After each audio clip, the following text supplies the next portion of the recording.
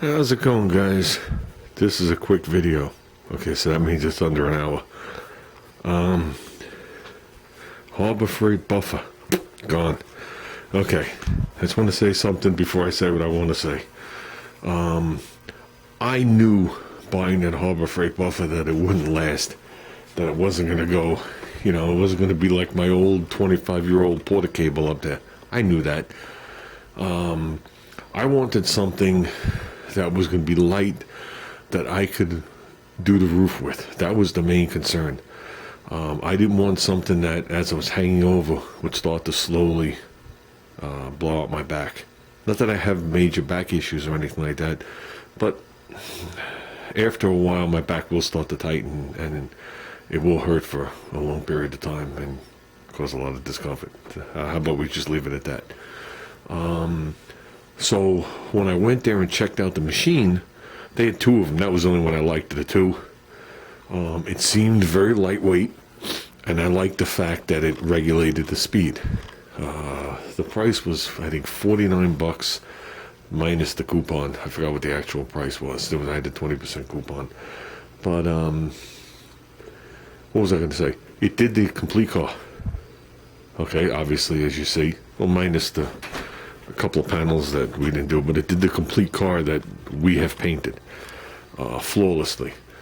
Junior does have a habit of testing the capabilities of things. That's the best way I could word it.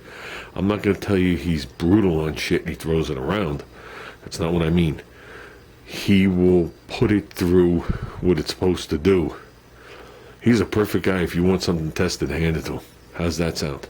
He doesn't abuse it. He doesn't drop it. He takes care of everything. I mean, you saw how clean his grinder was before I started to use it. I put the prints on it. He takes care of all his stuff, covers it when he's done with it, and does what it is. But if this thing's going to put out, I'll just say 350 amps, and it's supposed to have a duty cycle of, say, 6 minutes, he'll test it to see if it does it for 6 minutes. If it does it for 4 minutes, there's something wrong with the machine. And he'll do it over and over and over to see what's wrong with the machine. And if the machine's garbage, he's going to return it or fix it. That's the way he is. Even though he might never weld anything at 350 amps. That's just his mindset. My mindset's a little different. My mindset is cheap bastard mindset. Well, not always cheap bastard. Sometimes it's like, do I always gotta buy the most expensive thing? If there's one for $50 and there's one for $250, do I need the $250 one that I know is gonna last me 10, 15 years if I use it every day on the job? Like like my tools at work?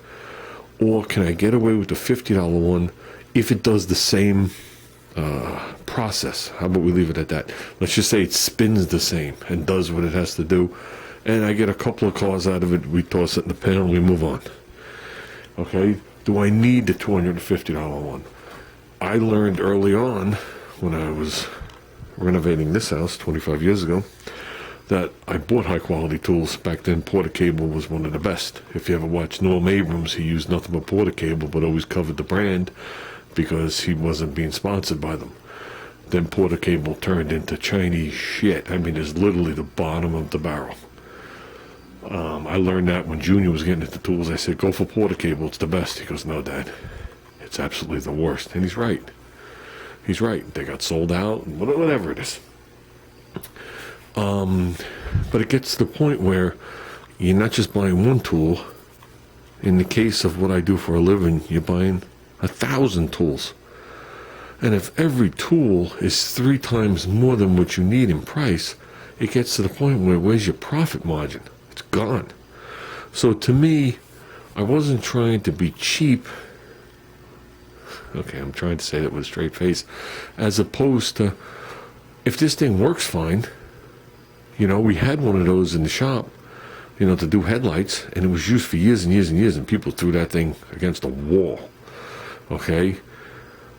Why wouldn't it be good enough to do the car and then down the road some other things? Like I have a Craftsman with those vibrating buffers. I've had that since before this house, so it's over 25 years old. You could use that thing for hours, which we have. Never had a problem.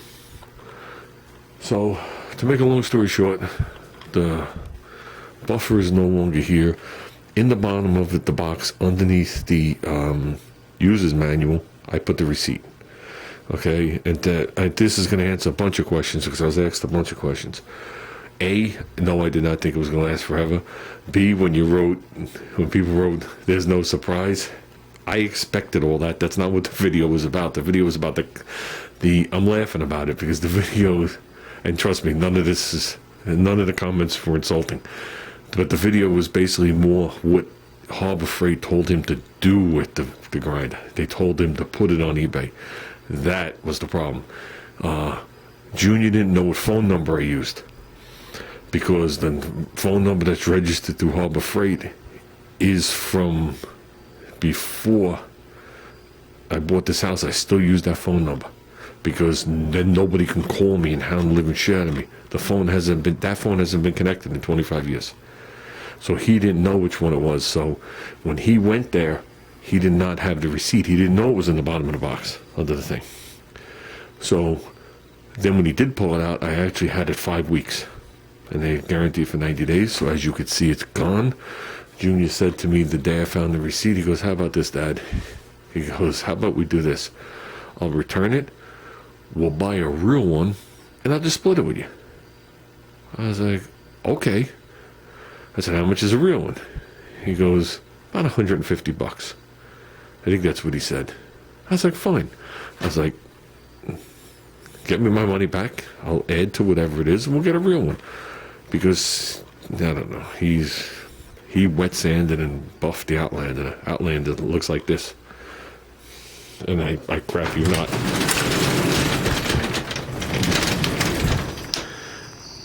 Did it shine on it? It's never shined like that. Plus he did the bottoms of the bumpers black. And the side skirts, which you can't see. You definitely can't see it. This is smooth.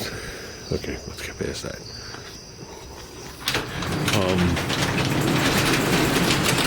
So I'm like, oh, okay. But on the flip side, we roll into the parking lot next year with this car. I am going to get the same comment I get with everything. I get with the roof of the wagon, and I get with the American. Who painted the car? And I'll say, I did. And they'll say, oh, which shop you work at?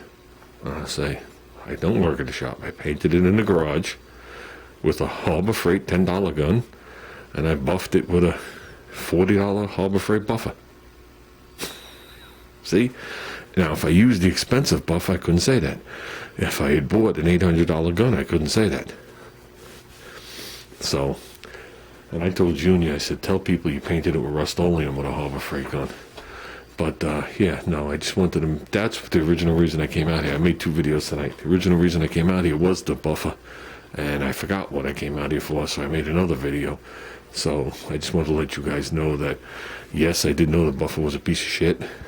And yes, we did return the buffer. And yes, sooner or later, you will see another buffer here. I don't need one right now, but one will come. It might be on its way. I don't know. Knowing Junior. So, and hopefully down the road when I make a video of this car outside, I will mention the Harbor Freight paint gun for $9.95, and I will mention the Harbor Freight buffer for like $40. And hopefully it encourages somebody, anybody, even one person, to paint something. Yes, okay, maybe there were some spots I had to wet sand a little bit more. Okay, in a production shop, that gun is not realistic. I'm not an idiot. I know what the difference between high quality equipment and not high quality equipment is. High quality equipment, everything would have came out like this fender. I could have blew right through the wet sand and wheeled it and run our way. Instead of spending a little bit more time in certain areas or whatever it is, okay, I know a better gun would have put out a finer mist and a nicer pattern. Agreed. I was never supposed to use that gun. I used it in the engine compartment and I was so satisfied I decided to use it on the car. Still think it was the biggest mistake I did. I still wanted to use my siphon feed gun. So, but with that said, yeah. So, with $50 invested in a gun and a wheel, you can have a paint job like this. How's that? And for another $49, you could let Earl Scheib do it.